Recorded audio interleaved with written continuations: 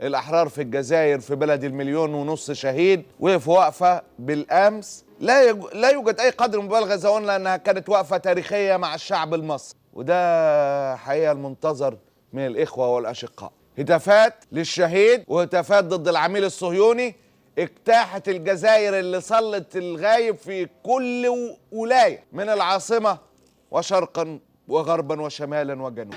شوف حضرتك، ده مش بس عشان احنا جسد واحد وهذا حقيقي وده سبب جزء من هذه التظاهرات العارمة للشعب الجزائري، لكن هناك سبب تاني، ان كل وطني عربي مسلم مخلص عارف ان قلب الداء في مصر، وان اساس البلاء مصر، وان اساس الرفعة باذن الله تبدأ من مصر، والانكسار اللي حاصل النهارده سببه مصر. اي انسان مخلص فاهم كده. تحيه للجزائر، شعبا لا يهاب وقدم ملايين الشهداء. تحيه لليوم الرائع اللي عملوه بالامس.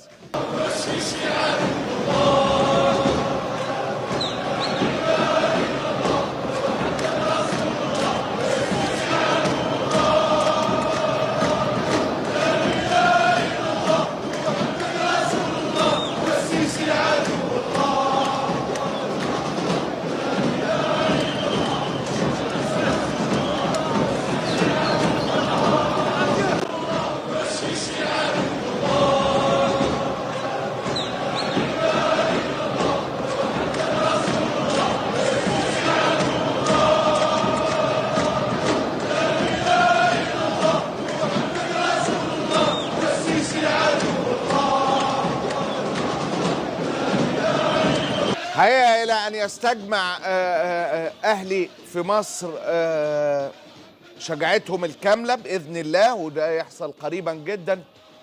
يا ريت نسمع الهتافات دي من جمهور الجزائر في الملعب في مصر، الجمهور المغربي، الجمهور التونسي. حقيقة يعني هيبقى مهم جدا. لا إله إلا الله محمد رسول الله والسيسي عدو الله.